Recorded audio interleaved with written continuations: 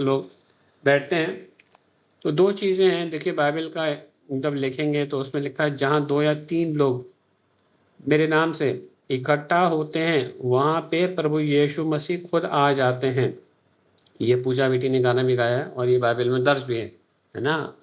Matthew का 18 का 20 में लिखा है, पढ़ लीजिएगा सब लोग। तो 2 या 3 जैसे हम लोग बैठे हैं तो प्रभु यीशु मसीह हर एक व्यक्ति को देख रहा है, पर्सनली देख रहा है कि कौन मेरे साथ बैठा हुआ है और वो बातें कर रहा है। बातें देखिए वो साक्षात आपसे नहीं करेगा, मतलब वो अपने वचनों के द्वारा बातें करता है, समझ रहे हो? वचनों के द्वारा बातें करता है ना? तो बाइबल जब दिया गया है वो एक पूरा प्रभु का आवाज़ है। और जब हम लोग बैठते हैं और बाइबल को वचनों को समझते हैं, वचनों को प्रकाशन को समझते हैं, तो हम मतलब प्रभु यीशु मसीह को हम सुन रहे हैं साक्षात, जैसे 2000 साल पहले प्रभु यीशु मसीह देह के रूप में थे और लोग जब बैठते थे, नाव के अंदर बैठते थे, तो लोग भीड़ों भीड़ इकट्ठा हो जाती थी सुनने के लिए। उसी तरह आज जब हम लोग इस गूगल पे बैठते हैं या चर्च में जाते हैं और जब हम लोग एक चित्त लगा के बैठते हैं, तो यीशु मसीह खुद पवित्र आत्मा के द्वारा हम लोग से अपने वचनों के द्वारा बातें करता है ना? तो बड़ी खुशनसीबी की बात है अगर हम यहाँ बैठे हैं, तो बहुत समझिए अपने आप को भाग्यशाली समझें।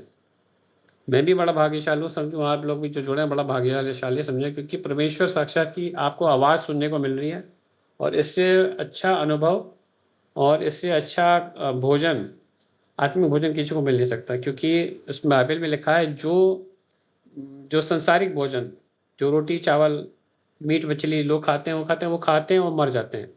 वो जो मन्ना भी ऊपर से गिरा था, इजरायली लोग ने मन्ना खाया था 40 साल, वो मर गए।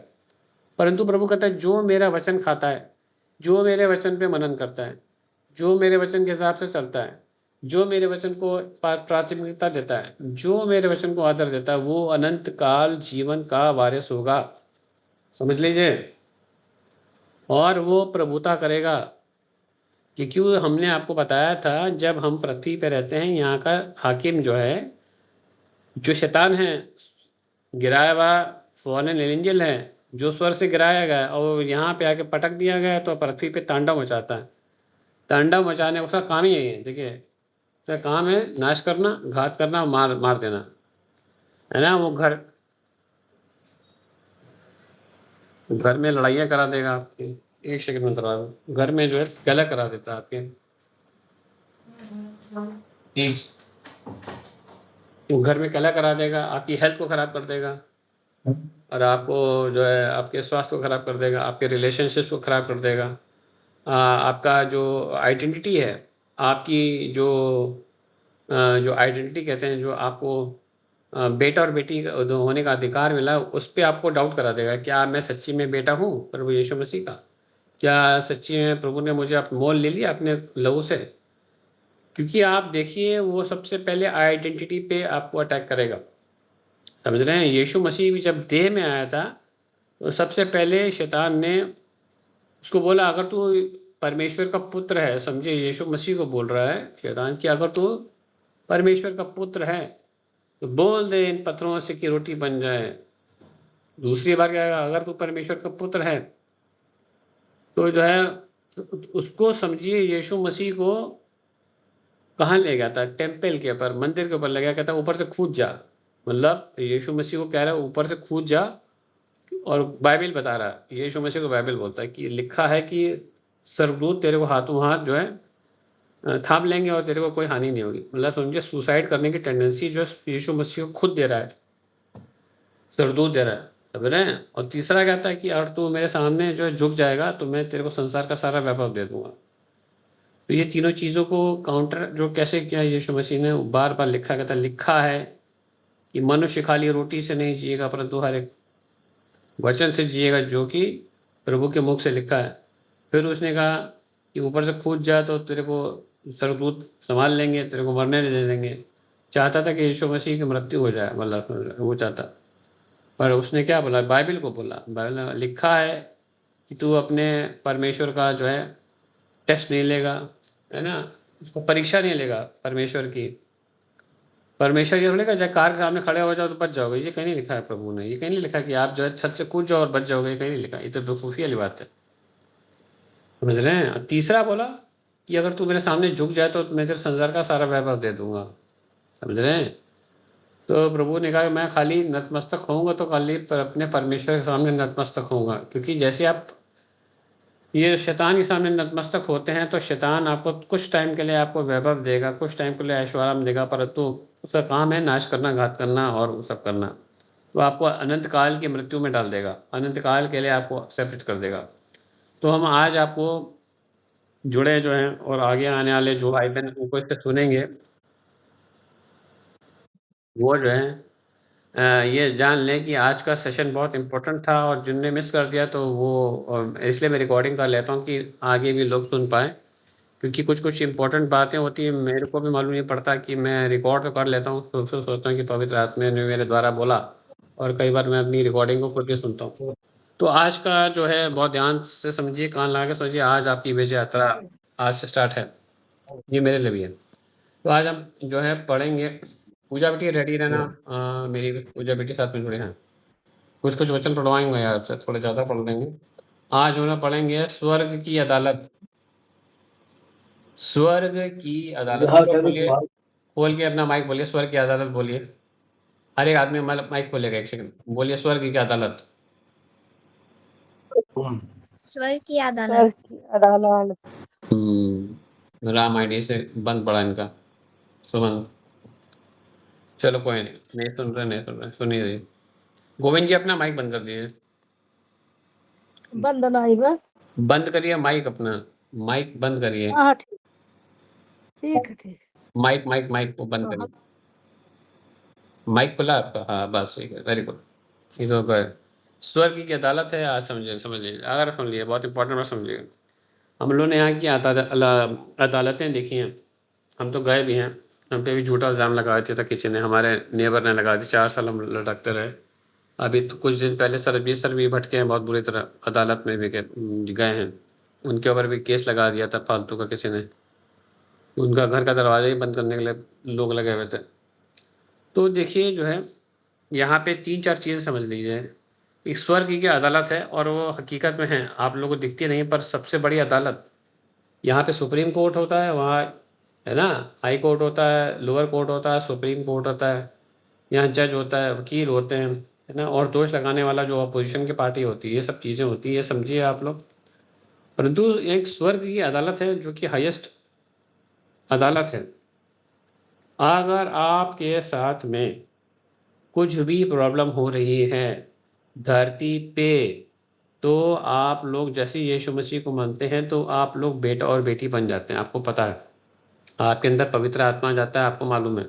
आपके पाप क्षमा हो जाते हैं, आपको पता है। अब आपको अपना केस, समझ रहे हैं, अपना केस जो है ना, याचिका जिसको कहते हैं, लेके स्वर्ग की अदालत में जाना है। स्वर्ग की अदालत में जाना है, क्योंकि अगर आपका घबराहट हो रही है, उलझन हो रही है, घर में दिक्कत हो रही है, फाइनेंसेस में दिक्कत हो रही है, नौकरी नहीं मिल रही है, कुछ पीड़ा में चल रहे हैं, कोई भी ऐसी चीज़ हो रही है जो आपको अच्छी नहीं लग रही है ना, लोग दोष लगा रहे हैं आप पे, लोग आपको हानि पहुँचाने की कोशिश कर रहे हैं, आपको गलत सपने आ रहे हैं, और विभिन्न विभिन्न प्रकार की ऐसी चीज़ें हो रही हैं जिससे आपका मन मचला रहा है, और आपको विश्वास में कच्चे पड़ रहे हैं, और आपको लग रहा है कि आप डूबे जा रहे हैं। क्योंकि ऐसी परिस्थितियाँ जो है शैतान का काम है, क्रिएट कर देता है, जहाँ चाहता कि आप अपने आप को समझें कि मैं एकदम अकेला पड़ गया हूँ। जहाँ पे आप समझें कि मेरा कोई सुधि लेने वाला नहीं है। जहाँ कि आप समझें कि अब मैं डूब जाऊँगा। जहाँ कि आप समझें कि मैं आग की भट्टी में झोंक दिया गया हूँ। जहाँ कि आप समझें कि अब मेरा ज़िंदगी का अंत आ गया। ऐसी परिस्थितियाँ क्रिएट की जाती हैं उन लोगों के द्वारा जो आपके इर्द-गिर्द रहते हैं। डेली किया जाता है। और जो लोग आत्मिक दुनिया को, आत्मिक सिद्धांतों को समझ नहीं पाते हैं, कई लोग तो मायूस होके यीशु मसीह को छोड़ देते हैं, कई लोग जो है आत्महत्या कर लेते हैं, कई लोग अपने आप को हानि पहुंचा देते हैं कि भैया इस ज़िंदगी से मेरे को क्या लेना देना जब इस ज़िंदगी में मुझे कुछ मिल ही नहीं रहा है। और कुछ लोग तो होते हैं, कहते हैं जो प्रभु की इच्छा वही, जैसे चल रहा चलने दो, तो बहुत विभिन्न प्रकार के प्रतिक्रियाएं होती हैं, परंतु जो व्यक्ति आत्मिक दुनिया को समझ जाएगा वो विजय यात्रा देखेगा, क्योंकि जो यीशु मसीह है उसने जब क्रूस पे बलिदान दिया, और बलिदान दिया हमारे पापों के लिए, हमारे श्रापों के लिए, हमारी पीड़ाओं के लिए और हमारी बढ़ोतरी के लिए, हमारी उन्नति के लिए। वो गरीब बना कि हम लोग अमीर बन पाएँ, वो पापी बना जैसे हम पाप मुक्त हो पाएँ, वो श्रापित ठहराया गया कि हम श्राप रहित हो पाएँ। वो बलिदान दिया कि हम लोग हमेशा एक ज़िंदगी जिएँ जिसमें बहुतायत की ज़िंदगी हो। समझ रहे हैं? श्रापित ज़िंदगी जीने के लिए हमको नहीं पैदा किया गया, परंतु श्राप हमारे पर लाद दिए जाते हैं और झूठा इल्ज़ाम लगा के लाद दिया जाता है। समझ रहे हैं? जैसे आपने कोई गलत काम नहीं किया पर झूठा इल्ज़ाम लगा दिया जाए और बोला नहीं भैया झूठा है, और आपने अपना केस को, याचिका को दायर ही नहीं किया, और दूसरे वाले ने कहा नहीं भैया इसने जो ये झूठ बोला था, इसने ये गलत काम किया था, और आपको जज साहब जो वहाँ पे अदालत में जो बैठा है न्यायाधीश बोले हाँ भैया तुम तो बोल रहे हो, अब तो पेनल्टी तो है, इसका बनता है, इसको लगा दिया जाए, और आपने याचिका दर्ज नहीं कर। अब जो है स्वर्ग की अदालत खुली रहती है। आप पूरी बाइबल पढ़ लीजिएगा, ये जो बाइबल का पुस्तिका है वो जो है बुक ऑफ लॉ है। समझ रहे हैं? मतलब किताब है किसकी? आत्मिक सिद्धांतों की, और आत्मिक सिद्धांत को समझना जरूरी है।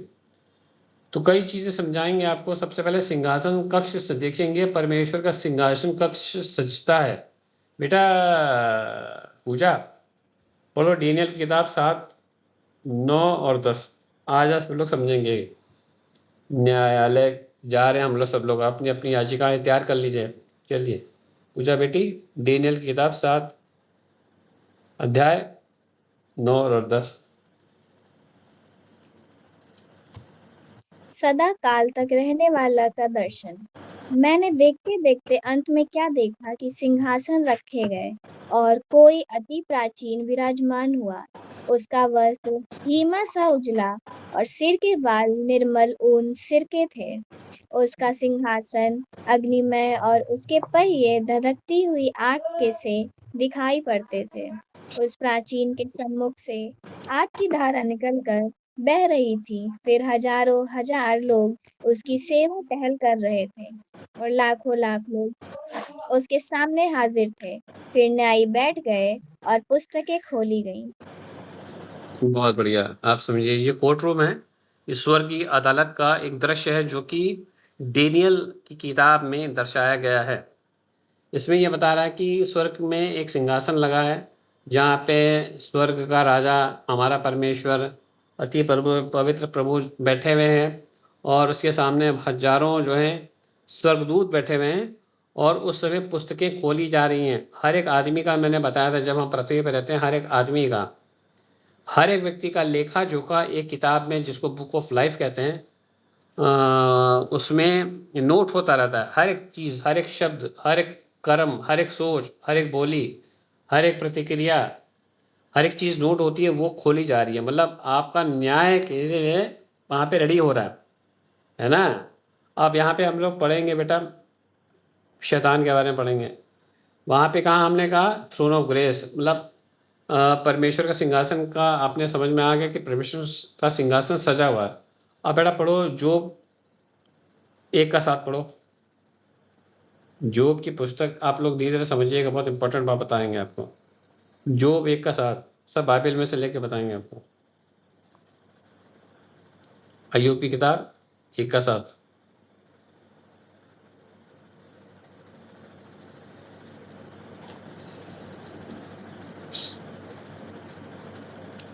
मिला बेटा? हाँ।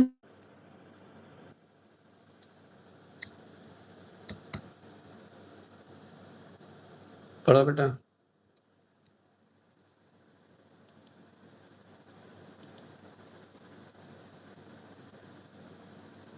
यहोवा को उत्तर दिया। पढ़ो बेटा, नहीं समझ में आया, अटक गया पूजा। शैतान ने यहोवा से नहीं सॉरी यहोवा ने शैतान से पूछा, तू कहाँ से आता है? शैतान ने यहोवा को उत्तर दिया, पृथ्वी पर इधर उधर घूमते फिरते और डोलते डोलते आया हूँ। बस ये समझिए। अब सिंहासन के पास जो है शैतान जाता है। शैतान देखिए सिंहासन पे जा रहा है, इसकी हिमाकत देखिए। वो क्या कर रहा है, वो पृथ्वी से घूम घूम के आ रहा है, लोगों के बारे में जो है ढूंढ ढूंढ के आ रहा है। भैया इसने ये गलती कर दी, उसने ये गलती कर दी, इसने ये झूठ बोल दिया, इसने ये पाप कर दिया।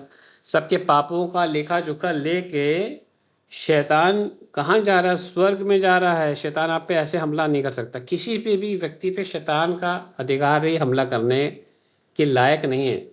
पर शैतान हमला करता है आपके फाइनेंसिस में, आपकी जॉब में, आपके कहीं पे भी शैतान हमला तभी करता है जब वो आपका केस लेके जाता है, आपकी याचिका लेके जाएगा कि नहीं भैया इस घर में इस व्यक्ति ने इस समय ऐसा बोल दिया, ऐसा गंदी गाली दे दी, ऐसा किसी को गंदी निगाहों से देख लिया, ऐसा गंदा चलचित्र देख लिया, इसके घर में इसने टोना टोटका किया था, इसने इस समय इस व्यक्ति के साथ ऐसा बुरा व्यवहार कर दिया था, इसने इस समय इस व्यक्ति के साथ जो है गलत बर्ताव कर दिया था, ऊंची आवाज़ में बात कर दिया था, इसने बदतमीज़ बोल दिया था, झूठा झूठ बोल दिया था। ये सब चीज़ें जो भी पाप की जो परिभाषा होती है, वो व्यक्ति किसी भी चीटिंग कर लिया है, झूठ बोल दिया, चीटिंग कर लिया, जहाँ जहाँ पाप हो रहा है, जहाँ जहाँ आपने मूर्ति पूजा किया, बोलेगा नहीं प्रभु इसने मूर्ति पूजा किया, आप ये उसने आपको माना नहीं, आपकी जो आज्ञाएं हैं उसका उल्लंघन किया, वो पाप की परिभाषा में आता है। और जो भी पाप करता है बंदा, जो बंदा डरता है, समझिए डर भी अपने आप में एक बहुत बड़ा पाप है।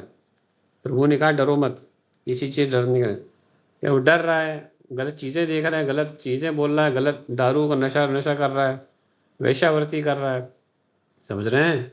पाप किसी भी परिभाषा में हो सकता है। अब हम कह रहे गलेशियंस की किताब पढ़ते हैं, बेटा पढ़ो गलेशियंस की किताब, हम लोग बहुत बार पढ़ चुके हैं, फिर भी आप पढ़ दो।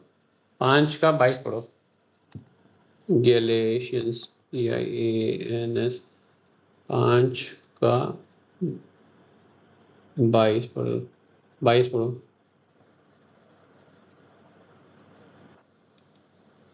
चलती हो किताब नहीं, इसका पहले 22 नहीं 19 वाला पढ़ो, 19 5:19 पढ़ो।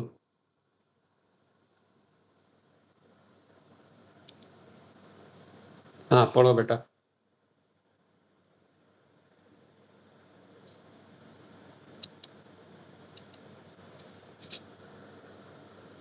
हिंदी चुप।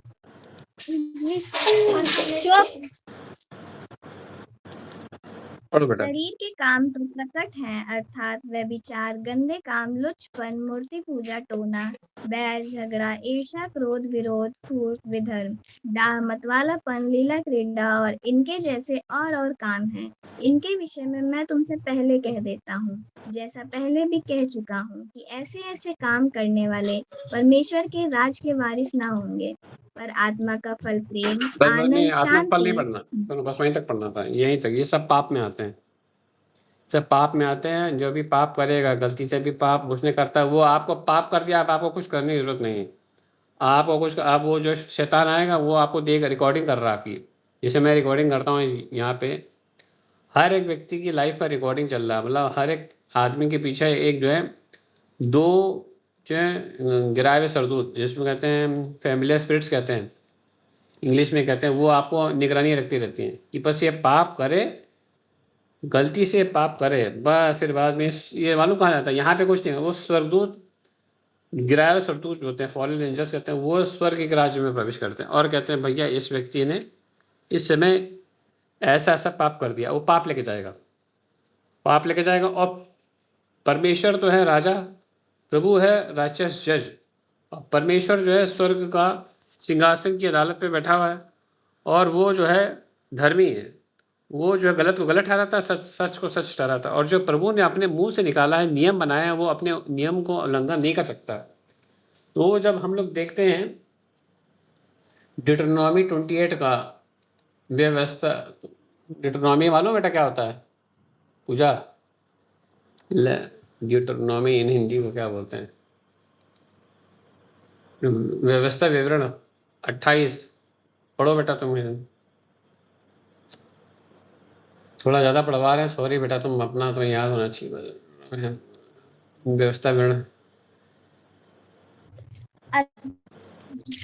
अध्याय 28। 28 का, हाँ, पढ़ो बेटा। ये सब ब्लेसिंग्स और श्राप कैसे आ रहे देखो। 28 हाँ 1 से हाँ, 1 से पढ़ो। आशीष वचन। नहीं, श्राप वचन को, श्राप कैसे आते हैं, श्राप वाला पढ़ो। ये है मेरे ख्याल से 15 से है, 15 से पढ़ो। 28 का 15। ओके। हाँ, आज्ञा उल्लंघन के दुष्परिणाम। हाँ, पढ़ो बेटा। परंतु यदि तू अब्बा पढ़- की बात न सुने और उसकी सारी आज्ञाओं और विधियों के पालन में जो मैं आज सुनाता हूँ चौकसी नहीं करेगा, तो ये सब शाप तुझ पर आ पड़ेंगे। अर्थात शापित हो तू नगर में, शापित हो तू खेत में, शापित हो तेरी टोकरी और तेरी कठौती, शापित हो तेरी संतान और भूमि की उपज और गाय और भेड़ बकरियों के बच्चे, शापित हो तू भीतर आते समय और शापित हो तू बाहर जाते समय। फिर जिस जिस काम में तू हाथ लगाए उसमें यहोवा तब तक तुझको शाप देता और भयातुर करता और धमकी देता रहेगा, जब तक तू मिट न जाए और शीघ्र नष्ट न हो जाए। यह इस कारण होगा कि तू यहोवा को त्याग कर दुष्ट काम करेगा, और यहोवा ऐसा करेगा कि मरी तुझ में फैल कर उस समय तक लगी रहेगी जब तक जिस भूमि के अधिकारी होने के लिए तू जा रहा है उस पर से तेरा अंत न हो जाए। यहोवा तुझको क्षय रोग से और ज्वर और दाह और बड़ी जलन से और तलवार और झुलस और गेरुई से मारेगा, और ये उस समय तक तेरा पीछा किए रहेंगे जब तक तेरा सत्यानाश न हो जाए, और तेरे सिर के ऊपर आकाश पीतल और तेरे पाँव में के तले भूमि लोहे की हो जाएगी। यहोवा तेरे देश में पानी के बदले बालू और धूल बरसाएगा, वह आकाश से तुझ पर यहाँ तक बरसेगी कि तेरा सत्यानाश हो जाएगा। थैंक यू बेटा, थैंक यू। देखिए क्या बात कर दी। देखिए आप लोग ध्यान समझिएगा। आप देखिए शैतान के ऊपर ताकत नहीं कि वो श्राप ले आ पाए, पर वो शैतान आपसे ऐसा कार्य करवा देगा।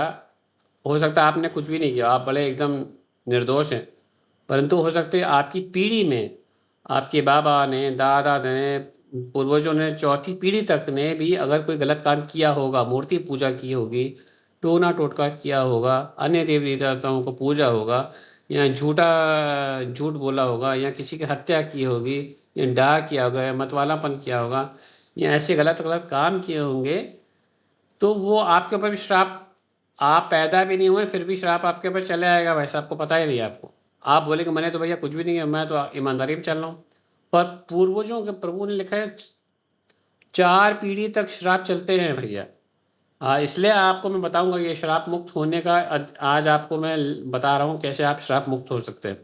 ये श्राप ये शैतान ले जाएगा, बोलोगे भैया इसने तो नहीं किया, परंतु इनकी जो चौथी पीढ़ी की जो थी उसने ये सब काम किया था, समझ रहे हैं, मुझे छोड़ गई।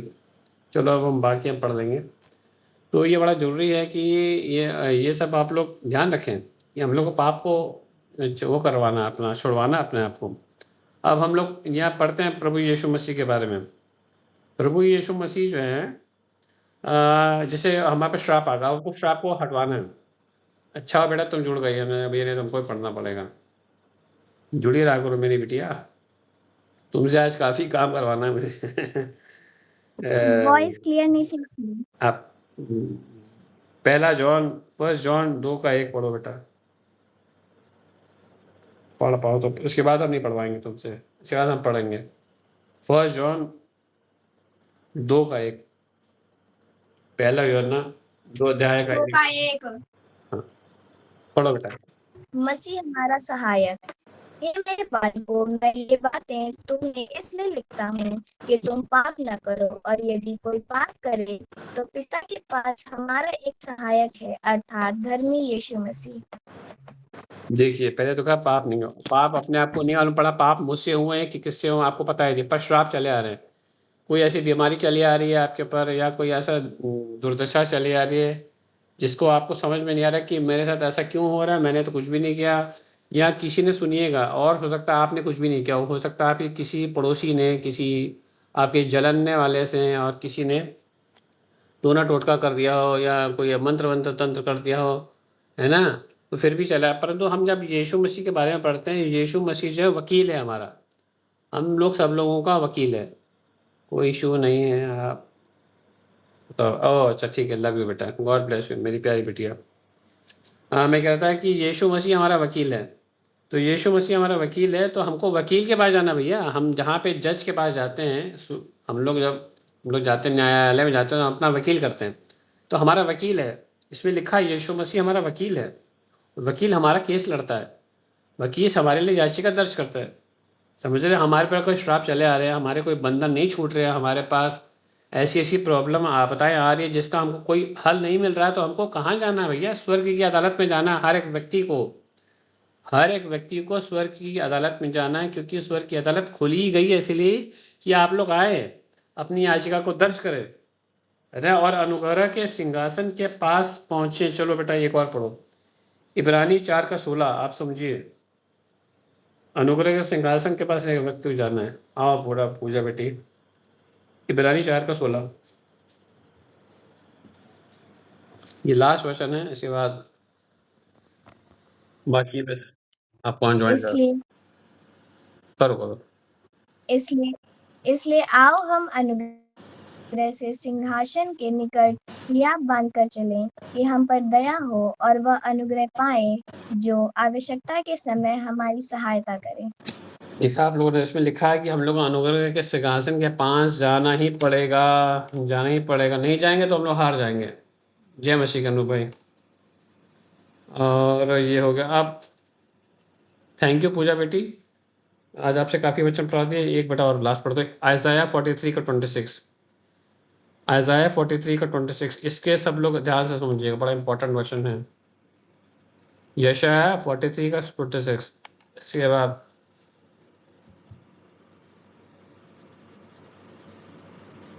सर अध्याय रिपीट कर दीजिए। 43, यशाया 43 हाँ का 26, हाँ ये पढ़ना है बेटा हमको। 26। हाँ, मुझे स्मरण करो, हम आपस में विवाद करें, तू अपनी बात का वर्णन कर जिससे तू निर्दोष ठहरे। बस ये प्रभु परमेश्वर सबको बुला रहा है, हम लोग हमें और आपको बुला रहा है कि भैया आप बड़ी परेशानी में हैं, आप पे पहाड़ टूट पड़ रहा है, आप पे बीमारी टूट पड़ी, आप पे गरीबी टूट पड़ी, आप पे ऐसी ऐसी चीज। तो प्रभु कह रहा है, देख तू जो है, तू मेरे सिंहासन के पास आ जा, स्वर्ग के सिंहासन के पास आ जा, स्वर्ग की अदालत में आ जा, और तू अपनी याचिका मेरे सामने दर्ज कर। जैसे हम लोग जाते हैं, हम पे कोई दोष लगाएगा, हम लोग ऐसे नहीं जा सकते हैं।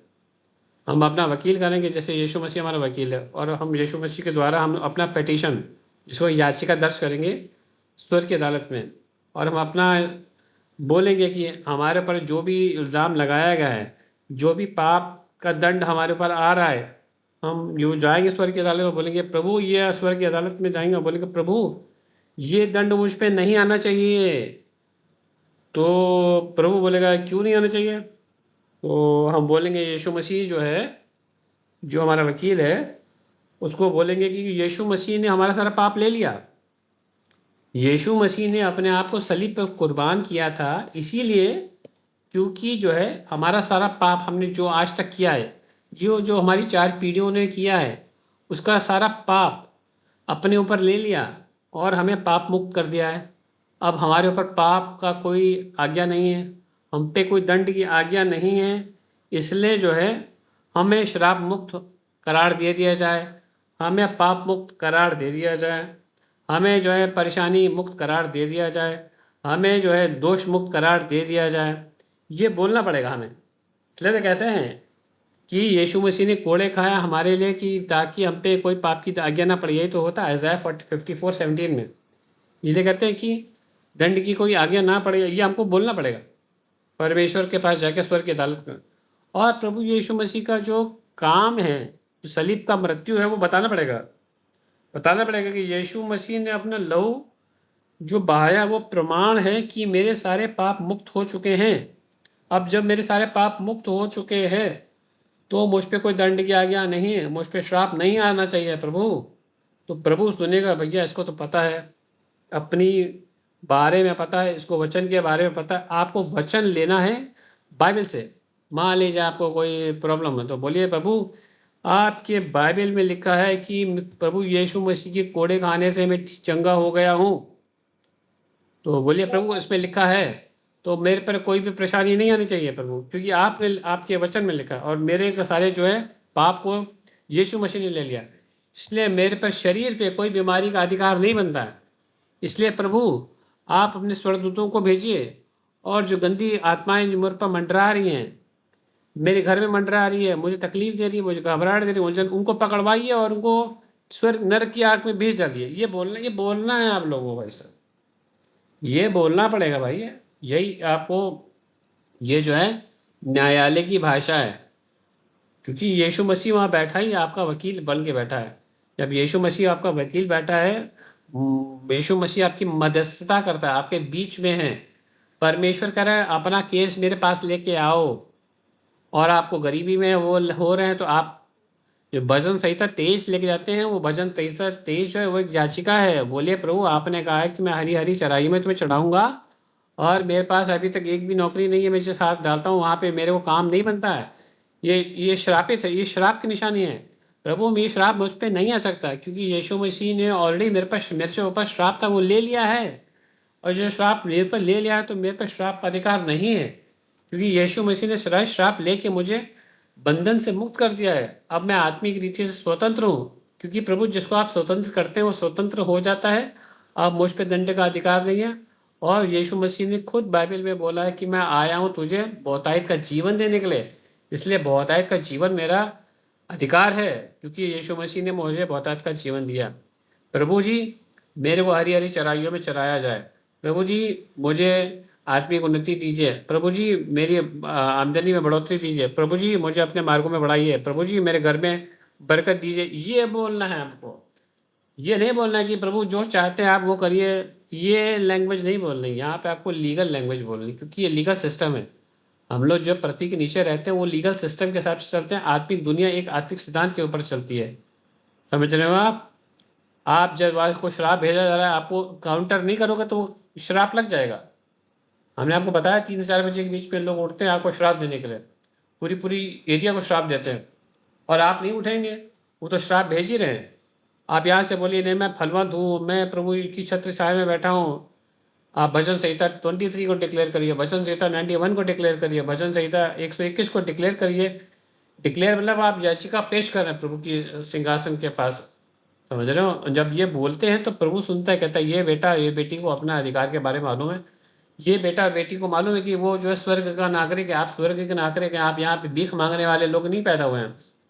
जब आप प्रभु यीशु मसीह के को अपना उद्धारकर्ता मान लेते हैं, आप भिखारी नहीं है, समझ लीजिए। आप यहाँ पे बेटा और बेटी के होने के अधिकार से एक स्वर्ग के नागरिक है, और स्वर्ग के नागरिक होने के दायित्व से आपको जाना पड़ेगा एक स्वर्ग के अदालत में, और अपना अपना केस लेके जाइए। और प्रभु कहता है अपना केस लेके आओ तो मैं तुम्हें दोष मुक्त करूँ, तुम्हारे घर को ठिकाना सही कर दूँ, तुम्हारे ऊपर श्राप है उसको हटा दूँ। जब तक वाद विवाद नहीं करोगे तब तक परमेश्वर जो है नहीं आपके लिए लड़ पाएगा, तब तक यीशु मसीह का लहू बोलेगा नहीं, क्योंकि यीशु मसीह का लहू बोलता है। मैंने बताया था आपको, यीशु मसीह के लहू में आवाज़ होती है भैया, और यीशु मसीह का लहू आपको प्रमाण की तरह पेश करो। ये बोलिए प्रभु यीशु मसीह का प्रमाण है लहू, कि मेरे लिए बलिदान हुआ। भैया, मेरे लिए बलिदान क्यों हुआ? मेरे लिए बलिदान इसलिए हुआ कि मैं स्वतंत्र हो जाऊं श्रापों से, मैं स्वतंत्र हो जाऊं बीमारियों से, मैं स्वतंत्र हो जाऊं सारे बंधनों से, आत्मिक बंधनों से मैं स्वतंत्र हो जाऊं, सारे जो है अंधकार की शक्तियों से। मैं जो है एक ऐसा व्यक्ति बन जाऊं जो कि अंधकार की शक्तियों को कुचल सके, अपने पैरों के रौंद सके। ये आपको लैंग्वेज बोलनी पड़ेगी सुबह उठ के। इसलिए मैं आपको आज मैं रिकॉर्डिंग कर दे रहा हूँ, आप लोग इस रिकॉर्डिंग को बार बार सुन सकते हैं, क्योंकि परमेश्वर एक राजा है, परमेश्वर जो है न्यायाधीश है, और परमेश्वर नियम बनाता है। और नियम का उल्लंघन करने पे जब परमेश्वर श्राप के लिए जो है सुनवाई दे देता है कि श्राप इस पर लगवाया जाए, और श्राप को लगाता कौन है? शैतान। परंतु ब्लेसिंग्स आशीषें भी खोलता कब है? परमेश्वर। जब आप परमेश्वर की छत्र छाया में चलते हैं, आज्ञाकारिता में चलते हैं, जब परमेश्वर के बने हुए नियम के हिसाब से चलते हैं, तो आकाश के झरोकों को खोल दिया जाता है। आपकी नौकरी है या नहीं, आपको उद्यम करने की जरूरत नहीं है। जिस समय आप प्रभु के पास लेके गए, आपको पता आप नहीं चलेगा, आपके अगले दिन कोई बंदा बोलेगा अरे भाई मुझे पता नहीं प्रभु ने बोला तुम्हें अपनी नौकरी पर रख लेता हूँ, चलो तुम्हारे ऊपर जो तुम्हें पैसे देता हूँ, चलो तुम्हारे को अपने यहाँ पे लगवा लेता हूँ। प्रभु कार्य करता है, आपको कार्य करने की ज़रूरत नहीं, आपको खाली आवाज़ सुननी है। क्योंकि उसने कहा, प्रभु यीशु मसीह ने, मेरी भेड़ मेरी आवाज़ सुनती हैं और वो मेरे पीछे हो लेती हैं। क्या आप प्रभु की आवाज़ सुन रहे हैं डेली की डेली? क्या आप वो कर रहे हैं जो प्रभु ने बोला है? तो वो करिए जो प्रभु ने कहा है, उसकी आवाज़ सुनिए, तो आप आशीष में चलेंगे, आप आशीष के वारिस हैं। और प्रभु यीशु मसीह के साथ जो चलता है वो आशीषित व्यक्ति होता है। तो आज के लिए मैं इतना काफ़ी है, और आगे जो है प्रभु मुझे वचन देगा तो मैं आपसे शेयर करूँगा। ये आज की जो अदालत मैंने बताई है, स्वर्ग की अदालत में आप लोग जाइए, सुबह उठिए, अपनी याचिकाएँ दर्ज करिए, यीशु मसीह का लो ये प्रमाण है, बोलिए मैं दोष रहित हूँ, मुझ पे दंड की आज्ञा नहीं है, मैं ब्लेसिंग्स का वारिस हूँ। मेरे जो जाने अनजाने में जो भी गलतियाँ की, आप लोग रिपेंट करिए, डेली रिपेंटेंस पे जाइए, आप रोज़ ही माफ़ी मांगिए, अपने लिए गुनाहों के लिए माफ़ी मांगिए, अपने पूर्वजों के लिए माफ़ी मांगिए, जाने अनजाने में जो गलती है माफ़ी मांगिए, और बोलिए भजन संहिता 23 को डिक्लेयर करिए, हरी हरी चरावे में चढ़ाता हूँ। बोलिए कोई भी जो हथियार मेरे खिलाफ बना है वो नहीं सफल होगा, ये बोलना पड़ेगा। वचनों को डिक्लेयर करना है, वो वचनों को जब लेके जाते हैं और वो फिर वचन जो है एक प्रमाण के रूप में पेश रहता है, प्रभु नहीं भैया इसको तो पता है, इसके ऊपर ये परेशानी नहीं आनी चाहिए, वो हटाना शुरू कर देगा कि एक एक परेशानी धीरे धीरे हटना शुरू हो जाएगी। तो प्रभु इस वचन के द्वारा आपको आशीष करे और प्रभु आपको ज्ञान में बढ़ाए। गॉड ब्लेस, गुड विशेष। और पूजा बेटा आ जाओ, 91 लो बेटा, फिर अंतिम की प्रार्थना करके हम समाप्त करेंगे। आ जाओ बेटा। वचन संहिता 91। परमेश्वर हमारा रक्षक, जो परम प्रधान के छाए हुए स्थान में बैठा रहे, वह सर्वशक्तिमान की छाया में ठिकाना पाएगा। मैं यहोवा के विषय कहूंगा, वह मेरा सिरस्थान और गढ़ है, वह मेरा परमेश्वर है, मैं उस पर भरोसा रखूंगा। वह तुझे बहेलिये के जाल से और महामारी से बचाएगा, वह तुझे अपने पंखों की आड़ में ले लेगा और तू उसके पर्वत में शरण पाएगा। उसकी सच्चाई तेरे ढाल और झिलम ठहरेगी। तू न रात के भय से डरेगा और न उस तीर से जो दिन को उड़ता है, न उस मरी से जो अंधकार में फैलती है, और न उस महारोग से जो दिन दोपहर को उजाड़ता है। तेरे निकट 1000 तेरी दाहिनी और 10,000 गिरेंगे, परंतु वो तेरे पास न आएंगे। परंतु तू अपनी आंखों से दृष्टि करेगा और दुष्टों के अंत को देखेगा। हे यहोवा, तू मेरा सिरस्थान ठहरा है, तूने जो परम प्रधान को अपना धाम मान लिया है, इसलिए कोई विपत्ति तुझ पर ना पड़ेगी, ना कोई दुख तेरे डेर के निकट आएगा, क्योंकि वह अपने दूतों को तेरे निमित्त आज्ञा देगा कि जहाँ कहीं तू जाए वे तेरी रक्षा करें। वे तुझको हाथों हाथ उठा लेंगे, ऐसा ना हो कि तेरे पाँव में पत्थर से ठेस लगे। सिंह और नाग को कुचलेगा, जवान सिंह और अजगर को लताड़ेगा। उसने जो मुझसे स्नेह किया, इसलिए मैं उसको छुड़ाऊंगा, मैं उसको ऊंचे स्थान पर रखूंगा, क्योंकि उसने मेरे नाम को जान लिया है। जब वह मुझको पुकारे तब मैं उसकी सुनूंगा, संकट में मैं उसके संग रहूंगा, मैं उसको बचाकर उसकी महिमा बढ़ाऊंगा। मैं उसको दीर्घों से तृप्त करूंगा और अपने किए हुए उद्धार का दर्शन दिखाऊंगा। आमीन। जय मसीह की। बहुत बढ़िया, आमीन आमीन करेंगे सब लोग, आमीन कर दीजिए। आमीन बोलना जरूरी होता है। आमीन। Very good. जैसे कि आमीन। ये केस हो रहा है, हम लोग प्रेजेंट कर रहे हैं, ठीक है। तो जय मसीह की एंड गॉड ब्लेस, गुड विशेष। सब लोग 3 से 4 बजे में उठें, और मैं मंडे से लिंक भेजूंगा कि हम लोग सब लोग मंडे से 3 से 4 बजे के बीच में उठेंगे। लिंक के में हम लोग 5 मिनट ज्वाइन करेंगे, फिर अपनी अपनी प्रार्थना करेंगे, जैसे हर आदमी 3 बजे उठने का प्रयास करें। और जय मसीह, गॉड ब्लेस, गुड विशेष। किसी को भी प्रार्थना कुछ चाहिए तो आप शेयर कर सकते हैं, गवाही है तो शेयर करेंगे। जय मसीह भैया। हाँ जी, जय मसीह, बताइए। कलिया का पाना और गवाही, कलिया का बड़े नींद बढ़ रहा। हाँ बताइए, बोलिए। बहुत दिन के बाद। हाँ, कलिया मन नींद भैया जो प्रार्थना करे रहे नींद वाला। हाँ, प्रार्थना कर दें। अनु भाई, अनु भाई, नहीं कलिया भाई ना। हाँ, अनु भैया इधर माइक कलिया बोलिए। प्रार्थना भाई है ना। हमको आपको एक्चुअली भाषा समझ में आ नहीं रही है, हम सॉरी। अब वो ये कह रही हैं भैया, हाँ जी। वो ये कह रही हैं कि कल आपने जो उनकी नींद के लिए प्रार्थना की थी, उससे उनको अच्छी नींद आई है। अच्छा ये उनकी अच्छा अच्छा गवाही है। अच्छा, thank you thank you thank you. मुझे समझ में आ रही थी वो क्या कह रही थी। फोन खराब हो गया। कोई नहीं कोई नहीं कोई नहीं, thank you thank you thank you. बहुत प्रभु को महिमा हो, प्रभु को सब अनुग्रह जाता है।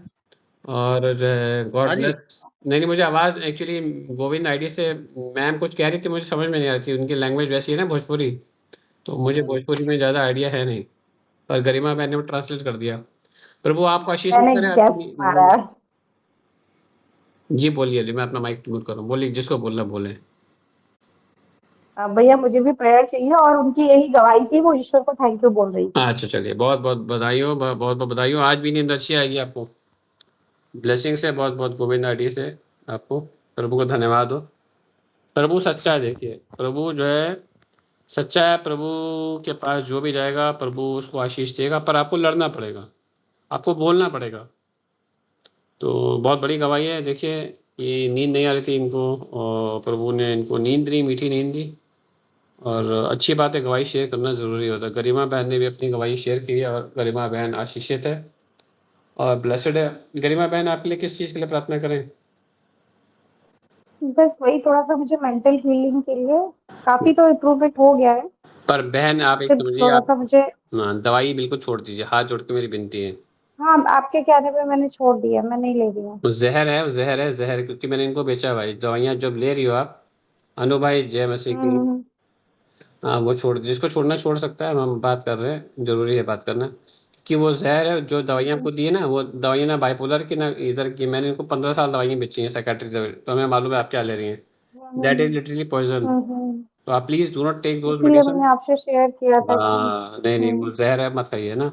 आपको प्रार्थना के द्वारा ही ठीक हम्म, हो जाएंगी, आप प्रार्थना के जी द्वारा ही जी ठीक हो जाएंगी। आपको कोई भी दवाई की जरूरत नहीं पड़ेगी, मैं आपको गारंटी देता हूँ। और समझ लीजिए, जी देखिए जी। जितना गहरा जितना गहरा बोलते हैं कठिनाई, जितनी आके भट्टे में डाला हम्म, जा रहा है, उतनी बड़ी महिमा होगी प्रभु की आपसे। आप एक बहुत बड़ी गवाही हम्म, के रूप में निकलेंगी और आप याद करेंगी कि मैं कहाँ पे थी और कहाँ से प्रभु ने मुझे निकाला है ना। तो विश्वास, देखिए जी। आप, हर चीज़ अच्छी अच्छी होती तो वहाँ विश्वास नहीं होता। विश्वास वहीं होता है जहाँ पे हम्म, एकदम आदमी डगमगा रहा होता है, तो वहीं पे तो विश्वास दिखाना पड़ेगा। आंखें बंद करके विश्वास कर जी। लीजिए, बिल्कुल ब्लैंक होके, है ना। चलिए मैं हम्म, आपके लिए प्रार्थना करता हूँ, आपके लिए नींद के लिए करता हूँ, आपके घर के लिए करता हूँ और आप आके आने वाली ज़िंदगी के लिए करता हूँ। और फिर एक छोटी सी एडवाइस दूंगा, फिर हम लोग पहले प्रार्थना करते हैं। सब लोग आइए प्रार्थना करें गरिमा बहन के लिए। हालेलुया हालेलुया हालेलुया, धन्यवाद धन्यवाद धन्यवाद धन्यवाद।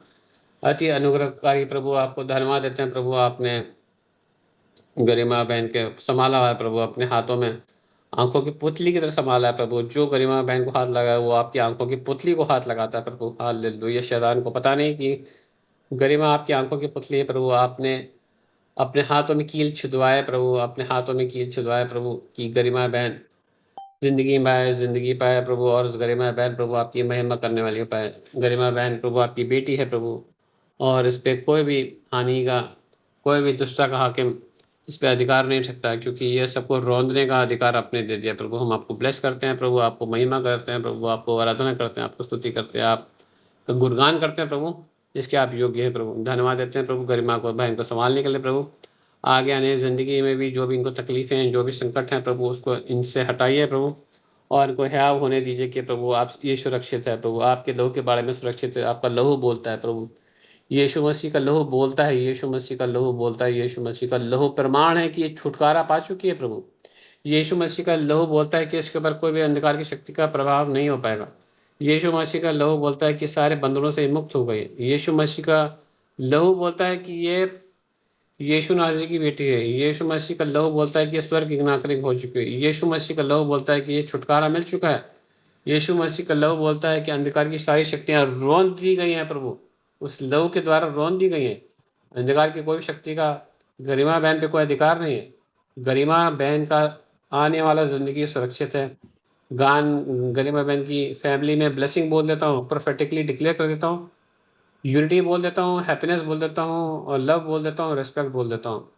प्रोफेटिकली डिक्लेयर करता हूँ कि गरिमा बहन की ज़िंदगी फूलों जैसी है, हो चुकी है। गरिमा बहन के घर में यूनिटी हो चुकी है, रिस्पेक्ट आ चुकी है, लव आ चुका है, ऑनर आ चुका है। गरिमा बहन की हेल्थ अच्छी हो चुकी है प्रभु। यीशु मसीह आपने कोड़े खाए कि गरिमा बहन हेल्थ ठीक हो पाए प्रभु। हम आपको धन्यवाद देते हैं यीशु मसीह कि सारे आत्मिक बंधन खुल चुके हैं। यीशु मसीह आपने इनका सारा दर्द, सारी पीड़ाएं सह ली प्रभु क्रूस पे प्रभु, और इसको एक अच्छा जीवन दिया है प्रभु। आप बहुत आयत का जीवन देने आए प्रभु, हम आपको धन्यवाद देते हैं। गरिमा बहन मुक्त हो चुकी है। गरिमा बहन प्रभु आपकी छत्र छाया में चल रही है और आपके वचनों के अनुसार चल रही है, और ये ब्लेसिंग्स आशीषों की वारिस है प्रभु। हम आपको धन्यवाद देते हैं। गरिमा बहन को सुरक्षित करते हुए इस सारी प्रार्थना को हम डिक्लेयर कर देते हैं कि ये हो चुकी है और प्रतीति कर लिया कि आपने हमारी सारी प्रार्थनाओं को सुन लिया है प्रभु और हाँ और आमीन में दिया है। आमीन आमीन आमीन। आमीन। हो गया है। God bless.